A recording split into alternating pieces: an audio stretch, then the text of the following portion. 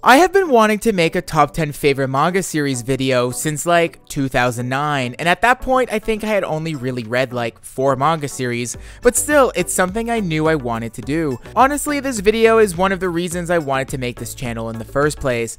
I've made this list so many times in my head and on paper and written it down and erased it and redone it again, and each time it's been different and each time it's been very hard. Trying to go over every manga series that I've ever read and decide what makes a series worth a feature in a top 10 is difficult. Is it the artwork, the setting, the story, the characters, the pacing, the ending, the development? What makes a series so great and so memorable that it deserves a rank in my 10 favorite manga series of all time? Well, a combination of everything, I guess. And so, the 10 series I'm about to share with you today, in my opinion, have a bit of everything that one should look for when thinking of a great manga series. Also, keep in mind that this is entirely based on my own personal opinion. You might have not heard of these manga series, you might not like these manga series, and that's completely okay. These are just my favorite series, and I'm just really happy to be able to share them with you. Before we get started though, I'd like to welcome you to MangAnalysis, where I do little videos on the manga I've been reading. If you like what you see and would like to see more, make sure to subscribe and leave a like, maybe even leave a comment. Let's get a conversation going. One more thing I'd like to add about this video first is I'll be focusing on completed series only. There are so many ongoing series right now that I'm reading that I feel could maybe be a part of this list, but what happens if the next few books they release aren't really up to snuff? What happens if they have a horrible ending? Endings are something I consider when I think of a great series that may feature in such a list, so for that reason, and also due to how simpler it was to pick 10 series out of the completed ones as opposed to 10 out of every series I've ever read or am reading, I'll be sticking to completed ones today. I do plan on making a video dedicated to my top 10 favorite ongoing series soon enough, so I guess get hyped for that. Okay, finally, let's get into it. Number 10, Tokyo Ghoul, the completed series.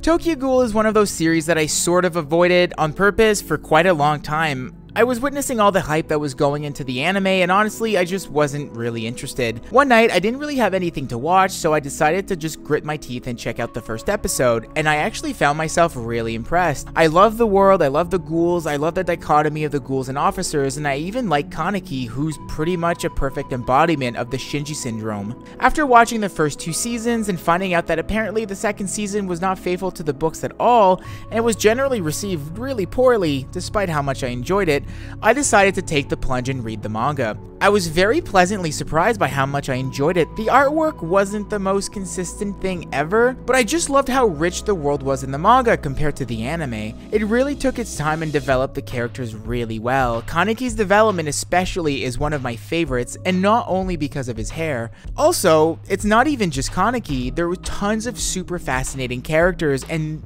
you know what, maybe even too much?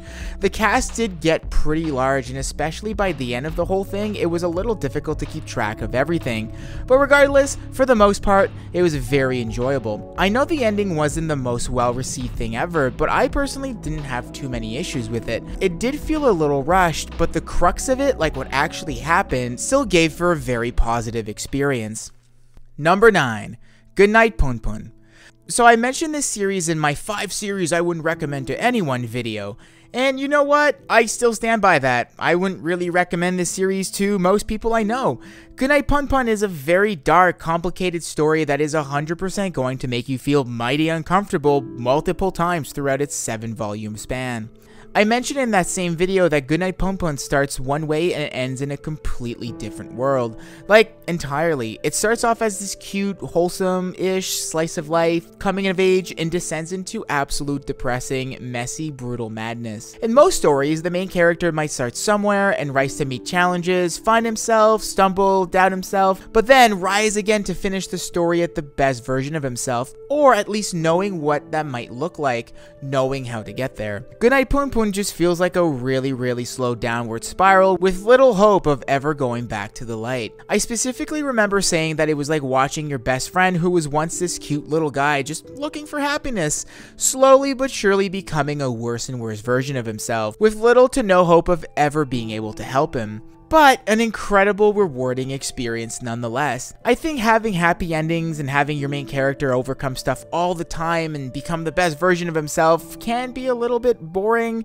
slightly overdone. I appreciate Goodnight Pompon because it was harshly realistic in its portrayal of its characters. Some of them succeed and some just don't, and one of those characters that doesn't really find success just so happens to be the main character. So okay, it's not that grim. I don't want to spoil it, but there is some hope at the end of Punpun's tunnel. But like, it's not the brightest nor the most convincing light. I still love it. I think it's a beautiful story. Also, the art is simply incredible and really does set the mood. Number 8, Samurai Deeper Kyo. This is another series I mentioned in a previous video. This one was in series that got me into manga. SDK made this list mostly due to sentimental reasons. This was one of the first big series I ever decided to collect. It's the first series I ever got that I fully completed. It was one of my first big obsessions, like reading it over and over again, writing down lore in a notebook and adding my findings to Wikipedia, and then finding out weeks later that someone removed what I added, which still stings, but it's okay, my grammar back then sucked, so like I get it.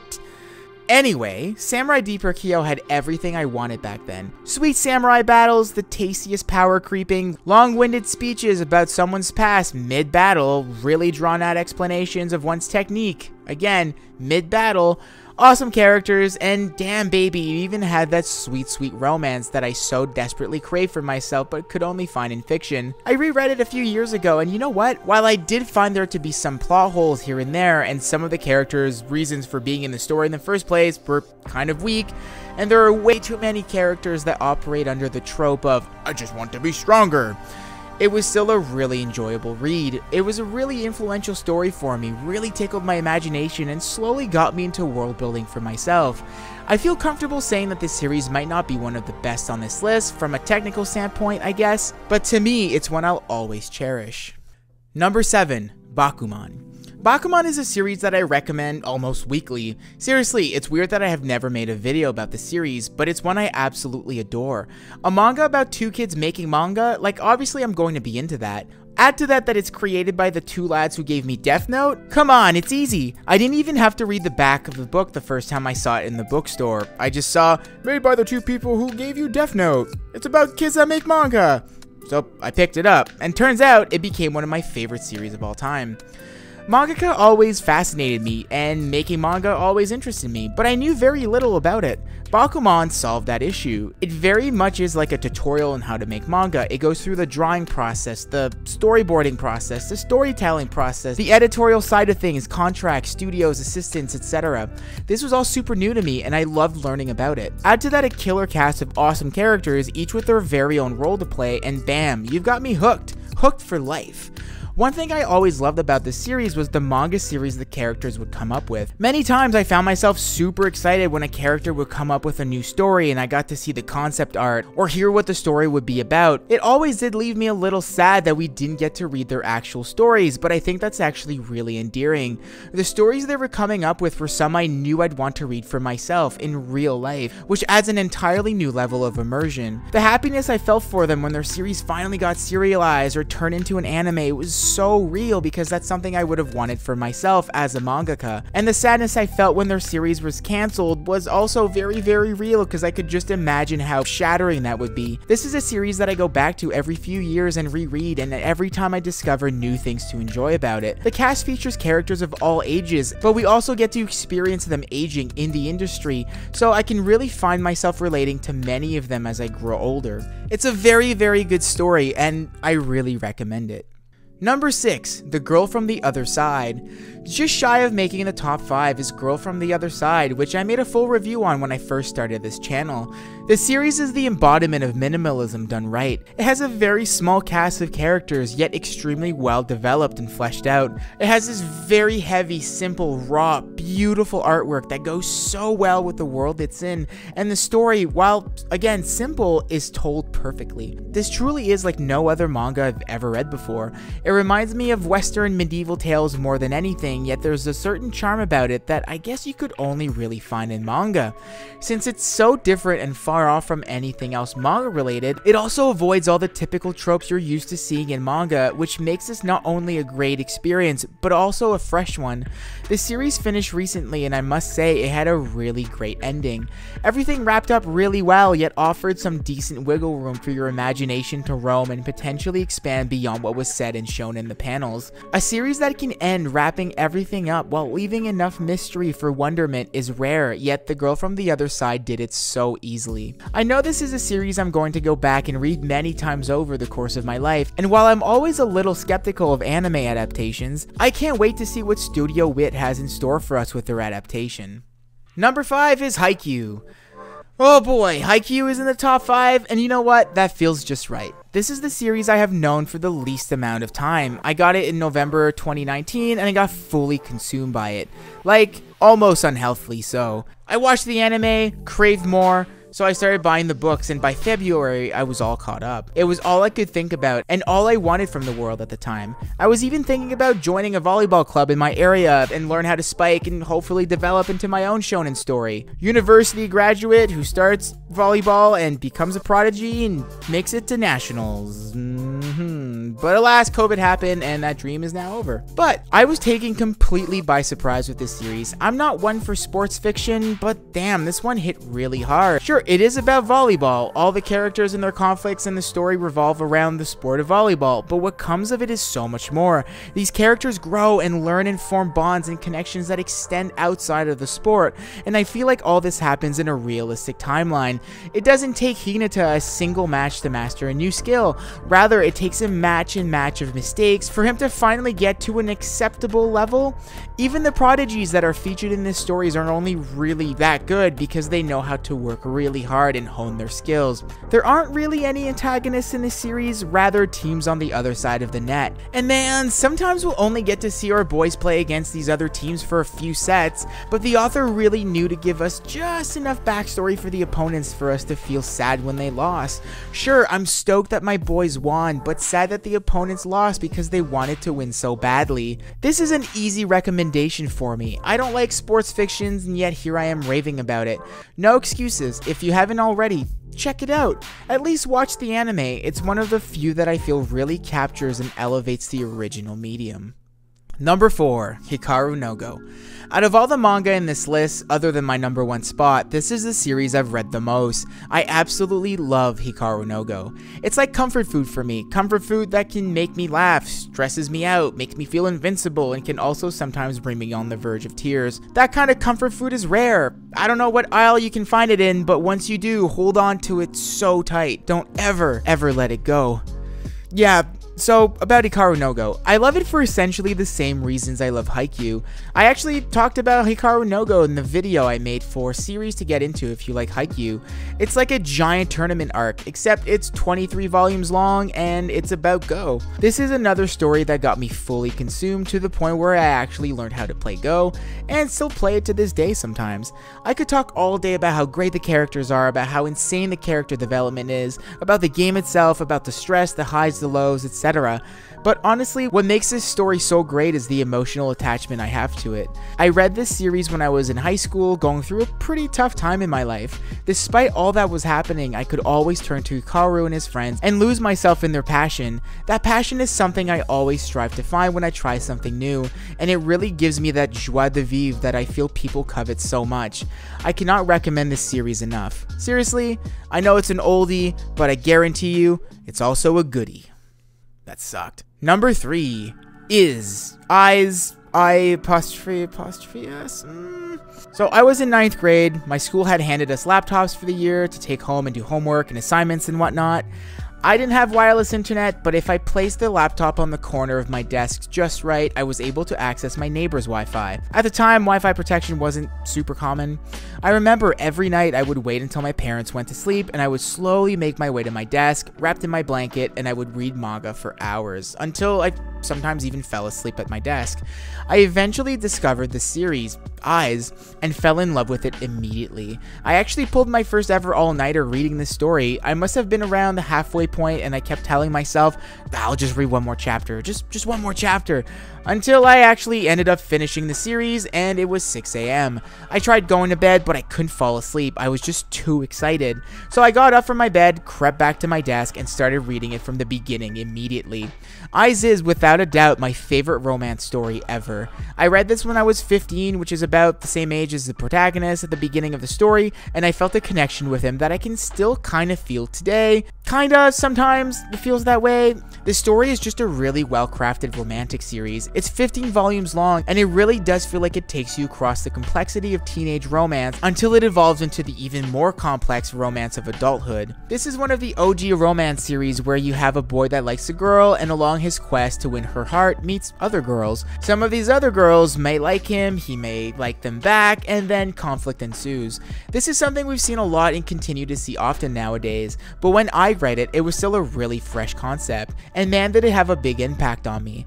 It's hard for me to read romance today and not see its influence in what I'm reading, like in GE Good Ending, Rent a Girlfriend, Comes Wish, etc.